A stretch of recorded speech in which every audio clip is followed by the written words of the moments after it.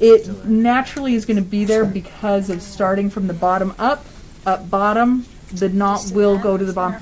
And I know, because you're like, well, you cut the knot here, but if you make it tight, then it will just naturally fall to the bottom. And so just by making sure your knot's tight. So here we go. All right, so bottom up. Boop, boop. Do you make sound effects when you're working on it? I totally do. And you're not supposed to grab with your fingers. Don't start that habit. Fine, I'll grab it with my tweezers. You have to realize that the tools you're working with today, if you can do sutures with these, you can do sutures on anybody. Do you want me to find some better tweezers? No. So what do you usually use then? Do you usually have 2 sets of hemostats or something? Or? No, I just have like tweezers that aren't. One, this. Disposable. But that's what that's what cocky people do, is they pretend that it's the tools and it's the skill. Yeah. And then up, down. It's like when I play soccer and people will be like, the ball was wet, the field's wet, the sun's in my eye. Well, you're just bad. Okay. Or like at the hospital when they're like, your veins rolled. Quit blaming the patient. We all know what happened. Go back and forth, back and forth. Okay, you do 1, 2. Tighten, tighten, tighten. Just go back and forth gently. Like a seesaw. Other way.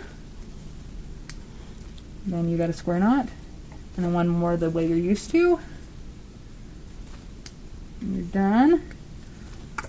Pull the knot up. Let the scissors slide to the bottom. And then cut as low to the bottom as you can. Okay? And then I'll just do one top suture because the top sutures are by far the easiest. Should I do it? Maybe I'll do it with this. Let's see what happens with this. Whoa! Please tell me none of you are going to be using this thing. Oh, this is like... That would be good for like deep structures, right? Or yeah. This is like intestinal stuff, right? Like sewing a chest back. I'm like kind of scared of it. I'm going to hit myself in the eye. it's good for an ottoman or a couch. But this makes it easy to see. It does look like a furniture needle. So you go, usually you're not going this far out. Usually you're going maybe about that far away from the wound. Now what you're going to do is start in the middle. Remember, and all this is in the wrist. So look how far out my wrist is. Go straight down, out, around, and then up. If, let's say this is like, oh crap, that's not where I want it, you can back up, but you shouldn't, because every time you do that, you're damaging the skin, but every once in a while you can do that. Whoa. It's not small. Watch out. So do you normally use Okay. that in your tweezers, or you just... I don't. And actually, frankly, most people, what do you see? Some people drop it on the stirrer. They don't. Everyone grab, yeah, they grab I them. think it's whatever you're comfortable with. What do you see them doing otherwise? They're just doing it with their tweezers? Tweezers. Forceps. What are they grabbing it with? Their forceps, I guess. Seems like it'd be hard to grab with those. Right. I feel ones. way more confident with my hand than I do with these stupid tweezers.